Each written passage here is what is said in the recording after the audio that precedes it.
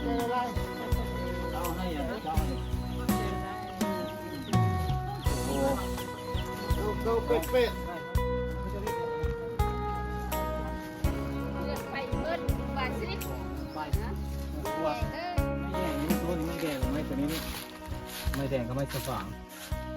ส่วนหลายคือเป็นไม้สว่างไม่แดงก็เป็นไม้สว่างเชื่อว่าแล้วในแต่ไอ้ตัวนี้ก้อนที่มันจึงเกิดพวงกินนี่มันลุมนี่มันแต่มันมีคนยุบมันมาจากเต่าไม้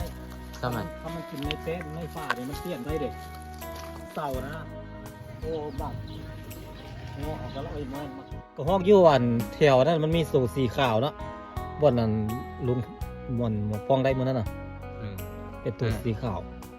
รุ่นนี้มันบนคอยยังมันเลยจัดพาไปอีกทีก็ขนาดกินข้าวเด้อเพียงกินข้าวนำกันกินข้าวแรงเป็นอีกนึงก็เป็นบรรยากาศยามแรงกันเลยจะเป็นประตูดินไปได้พี่น้องเองมากินข้าวแรงนำกันก่อนสาวแองกินข้าวอ่ะให้เราเคยเมื่ออยู่คนเดียว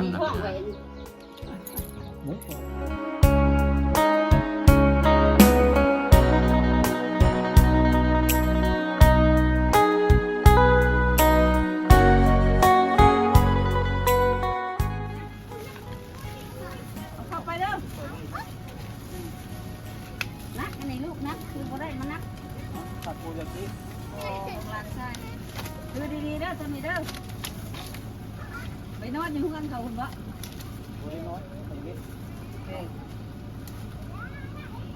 บรรยากาศในบ้านก็ประมาณนี้เลยพี่น้องเองบรรยากาศในบ้านของไอเปิดนะพี่น้องนะก็ประมาณนี้เลยเราเดินทางอยู่อุยางพุ่นมาออกแต่อย่างนั้น7 โมงตอนเช้าพี่น้องเองเดี๋ยวนี้นั้นเป็นเวลา2 โมงอย่างเขาเวจอด2 บนพี่น้องเองบนนึงก็คือตอนเขา3 บนนึงเขากินเขาซื้อข้าวกี้แล้วก็กินข้าวเสาหันแล้วก็บนที่2ก็คือบนเขากินข้าวปุ้นพี่น้องเองแล้วก็บนที่3ก็คือเขาจอดเวครับฝนพี่น้องฝนมันใหญ่แต่ว่าเขามาฮอดบนนี้ถือว่าบ่มีฝนเลยบรรยากาศก็ประมาณนี้เลยจะมีทุ่งนามันบนเพียงนะพี่นะบนเพียงคือทางบ้านเราเป็นผู้ผ้าก็อยู่ทางน้องไก่ไปเลยทางเข้ามาในบ้านก็ประมาณนี้เลยเนาะพี่น้องนะทางนี้เข้าไปเป็นเว็บนี้นี่เลย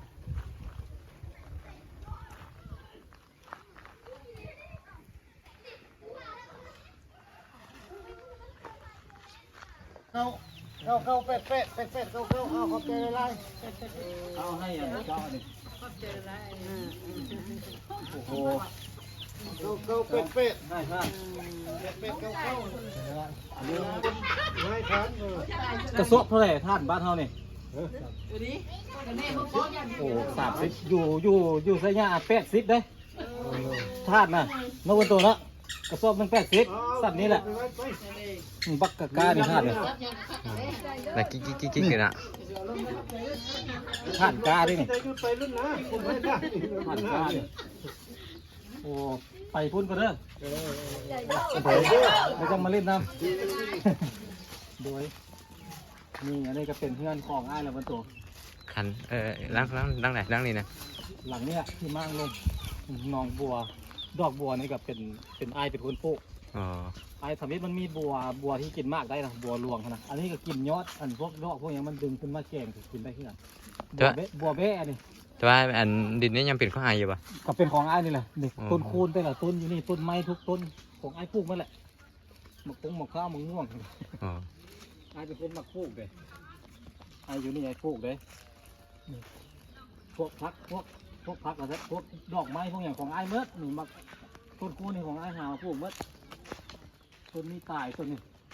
นี่ต้นอันนี้ก็ไอ้เอามาปลูกนี่เลยมันต้นยังไงตัวนี้ต้นว่านางควักวัฒนาปลูกแล้วมีบุญมีวัฒนาอันนั้นชี้มือแพ้คนตัวนั้นนะเด็กกับเบื้องมุงราคาเบื้องตัวกับเบื้องในเฮือนมันหลังน้อยหรือหลังใหญ่เบื้องตัว600กว่าแผ่นหลังคากับเบื้องน่ะน้อยเด้อชี้ได้ขนาดเลยชี้ได้นะเฮือนหลังมันงามโอ้แล้วไอ้น้องชายไอ้ยูใส่ย นี่อยู่เงี้ยนี่แหละ อ๋อเป็นนี่นี่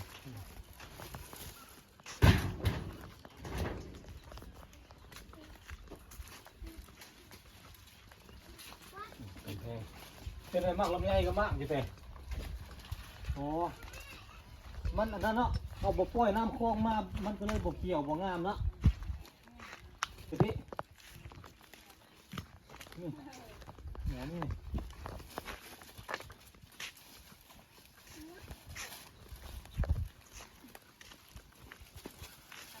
หน่อไม้อันนี้ก็หน่อไม้บ่งคืออยู่อันเพื่อนในบ้านจันทิมมันนะมันตัวหน่อไม้บ่งหวานนะ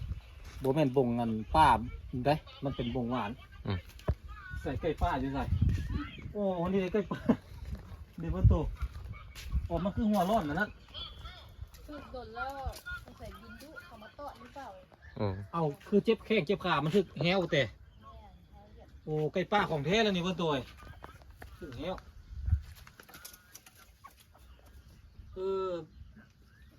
ปวดตายสิเนาะเลี้ยงโดนละปานใดละ 2 กิโล โอ้ได้2 อาทิตย์ละ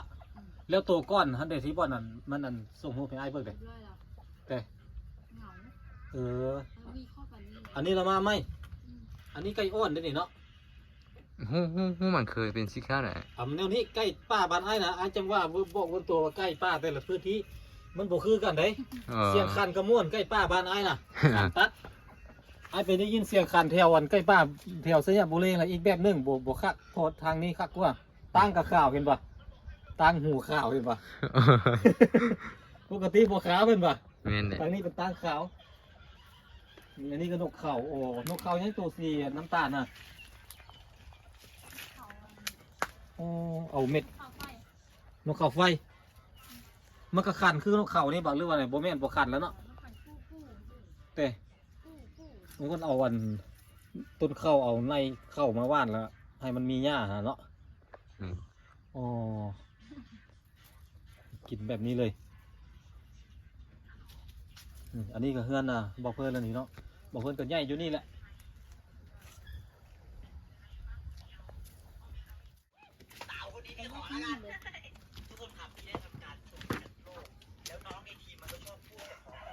โอ้ก็ห้องอยู่อันแถวนั้นมันมีสูตรสีขาวเนาะบ่อนนั้นลุงบ่อนหมอป้องได้มื้อนั้นน่ะ อืม เป็นตัวสีขาว รุ่นนี้มันบ่ค่อยเนี่ยมัน มันจะเป็นห่วงโอ้บ้านได้พาวันโตไปเบิ่งสตูดิโอเลย สตูดิโอ ไปมาเบิ่งสตูดิโอกัน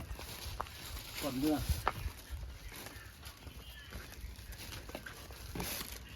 มีวันโตสอนมากอันนี้นี่ เขาจะเอิ้นว่าไง มะเขือค่าย เครือข่ายกับเครือคืนมันอ่านละอ่านกัน แล้ เนาะ วมะเขือค่ายนั่นแหละมะเขือค่ายนั่นแหละเรียกว่ามะเขือค่ายเอาไปตำสมมุนคักเลยลายมังกรเห็นบ่เนี่ยวางนี่นี่สตูดิโอตู้ที่ไอ้เอาให้ อืม ลำโพงได้เอามาให้นะเอามาให้3 ตัวแล้วก็อันนี้ก็เป็นไม้มีไม้แดงนี่ต้นโตนี่ไม้แดงกับไม้ตัวนี้นี่ไม้แดงกับไม้สฝางส่วนหลายสิเป็นไม้สฝางไม้แดงเลยสิเป็นไม้โซนปลูกเพื่อนวะ แล้วนั่นแหละไอ้ตัวนี้ก้อนที่มันจะเกิดพวงกินนี่มันล้มเนี่ยมันแต่มัน มันมีคนอยู่ มันมาจากเต่าไม้ ทำไม ถ้ามันกินไม้เป๊ะไม้ฝ่าเนี่ยมันเปลี่ยนได้เด็กเต่านะอันนั้นเขาจะเรียกอย่างนั้นนะ เพื่อนไปเพื่อนบาสิ บอกเงินไป นะ เงินตัว แข่งเด้อ โดย โชคดี เก็บเครื่องเก็บของเนาะ เจ็บท้อง สบายไปเจ็บต้นเลย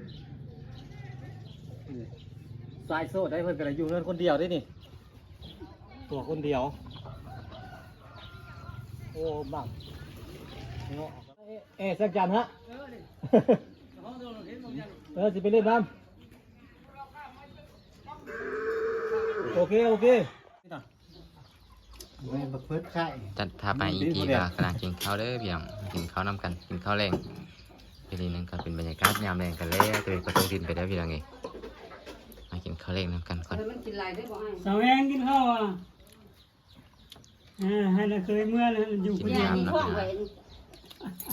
อง ของชอบอ่ะ เอาข้าว อยู่ มา ห้องหยอด กินวันตัว เข้าเด้อ กินได้นะ เลย มาเด้อมาสุกุสุคน เป็นอะไรเบี้ยฮะเป็นตะกินเป็นแบบนี้ อะไรก็ได้ค่อยมันอยากใส่น้ำแข็งนะเดี๋ยวนี้เนาะ น้ำแข็งเขาได้อยู่ในกระติก น้ำแข็งเนาะเลื่อนเข้าวันเลื่อนเข้าวันถูกรอบนี้ป่ะ แค่เลยกิน เอาเนื้อเจ้ากัน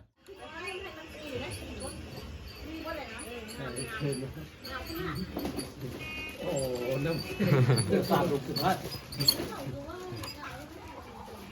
โอ้พี่น้องตัดภาพมาที่ตอนกลางคืนเวลาเป็นมื้อบ่ายบรรยากาศก็จะม่วนกันเลยเด้อพี่น้องบรรยากาศก็จะม่วนกันเลยบรรยากาศตอนกลางคืนกินข้าวกินปลากินน้ำพี่น้องเองเฮ้ยทางนั้นบ่แม่นเขามาตัวมันเด้อพี่น้องเองมาตัวเป็นคนยืนซื่อๆมาตัวกินแต่คนเดียวพี่น้องกินบ่เดียว มูหุ้งกับมือ นั่นจะมา เจ้าสามเดือนค่อยหลายเดือนแล้ว หัวไปบนปีแล้วยิ่งมามอง มันกินน้ำคนได้3 มื้อเลย